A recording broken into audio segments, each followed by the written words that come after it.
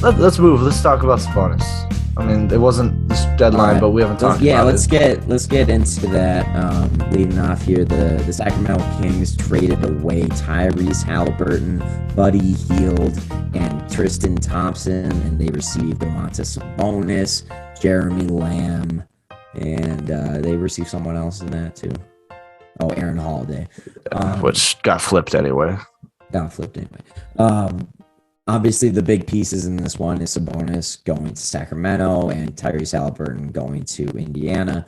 A lot of Kings fans were really upset to see Haliburton go. A lot of NBA fans were surprised to see him go.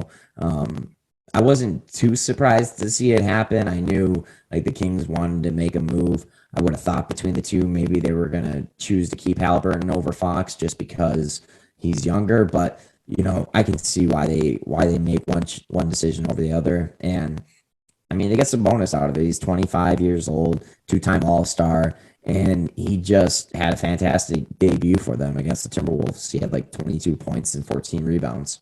Yeah, I mean, I think it's great. I know when you balance the long term to the short term, you want to look at it. You want to like who's the better player in the long term.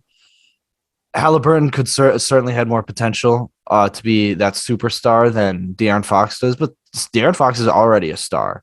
And the Kings are like, listen, we don't want to be mediocre anymore. We want to start winning. I think this was the first of a lot of moves that they're going to do.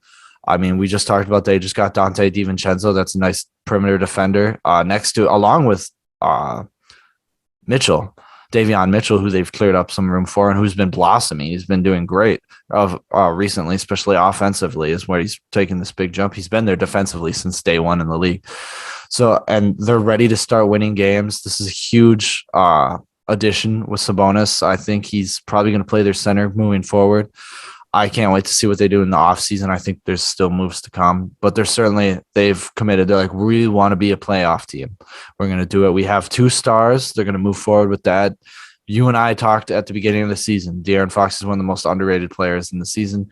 He took a step back. It's been kind of weird. They've been very crowded at the guard position this season. Balancing between Maxey, they have Terrence Davis. No, not Maxey. Not Maxey. Haliburton, Terrence Davis, Hield, Fox. They have all these guards that they were trying to find time for, and they've cleared it out more. Obviously, the Buddy Hield saga is done. We've been talking about that for years. Still might get flipped out of the Pacers. At first, they're like, "Oh, we were going to keep him," and then at the very last minute, they're like, "No, we can flip him."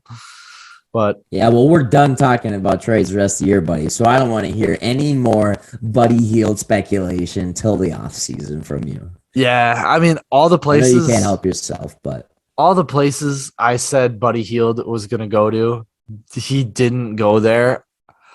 Actually, I think I said something about. I think we were really, especially you, really wrong on Buddy Hield and his value. Because he was literally just a toss-in on this trade.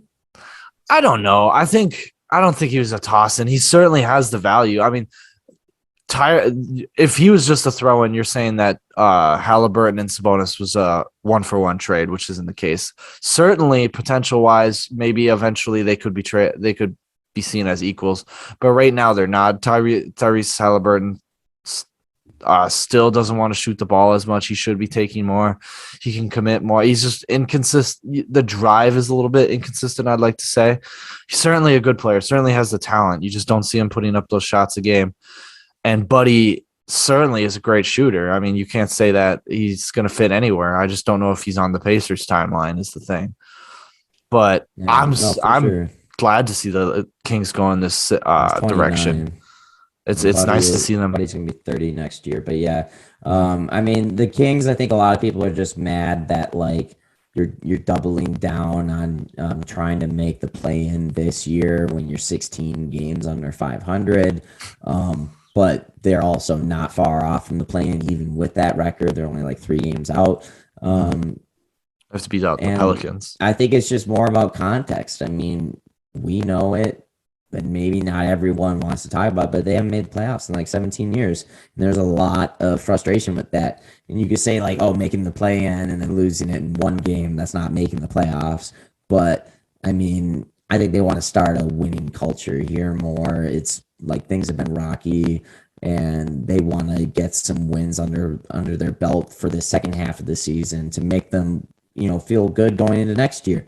You might remember the Minnesota Timberwolves last year went on, they won a lot of games all of a sudden towards the end of the year, and people were questioning whether that was the right move. Mhm. But now here they are, a few games above 500, and chemistry is so good they weren't willing to trade any players away. Yeah, I mean, it's also just very reminiscent of the Bulls. Remember, they got Vucevic last season. They didn't end up doing that much at all when they ended their season, but then they turned around, went out, had a good free agency, some sign and trades, and here they are. We were just talking about they're a top 4 or 5 team in the East. Certainly can contend for a final spot, but I don't think they're either of our favorites. But Yeah, it's certainly possible, but yeah, I mean, I don't want to go too deep down on that. Hey guys, be sure to like and subscribe us. We're strictly ball business. We strictly talk NBA. We love it. You love it. So let's get above it.